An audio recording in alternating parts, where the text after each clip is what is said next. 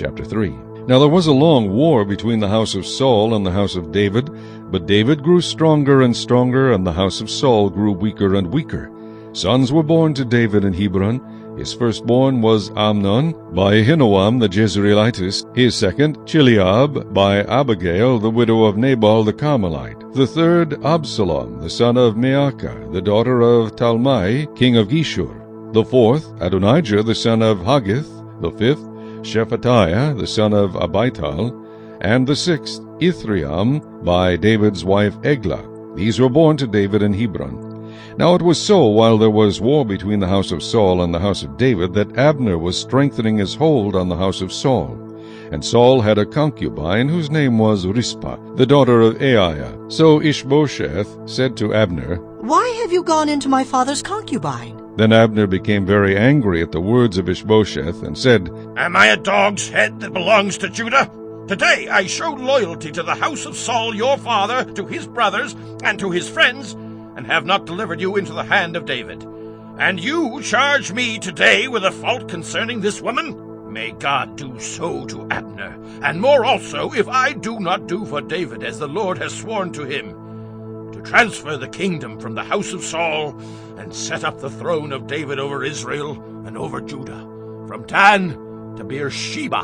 And he could not answer Abner another word, because he feared him.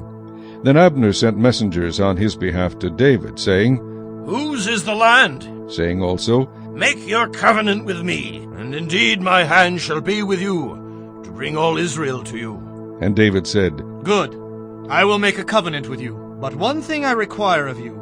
You shall not see my face unless you first bring Michal, Saul's daughter, when you come to see my face." So David sent messengers to Ishbosheth, Saul's son, saying, "Give me my wife Michal, whom I betrothed to myself for 100 foreskins of the Philistines." And Ishbosheth sent and took her from her husband, from Paltiel the son of Laish.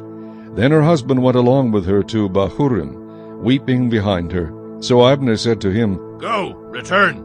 And he returned. Now Abner had communicated with the elders of Israel, saying, "In time past you were seeking for David to be king over you. Now then do it. For the Lord has spoken of David, saying, By the hand of my servant David I will save my people Israel from the hand of the Philistines and the hand of all their enemies." And Abner also spoke in the hearing of Benjamin. Then Abner also went to speak in the hearing of David in Hebron all that seemed good to Israel and the whole house of Benjamin. So Abner and 20 men with him came to David at Hebron. And David made a feast for Abner and the men who were with him. Then Abner said to David, "I will arise and go and gather all Israel to my lord the king, that they may make a covenant with you, and that you may reign over all that your heart desires." So David sent Abner away, and he went in peace. At that moment the servants of David and Joab came from a raid, and brought much spoil with them. But Abner was not with David in Hebron, for he had sent him away, and he had gone in peace.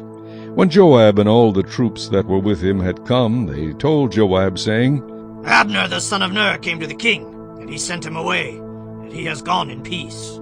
Then Joab came to the king and said, "What have you done? Look, Abner came to you.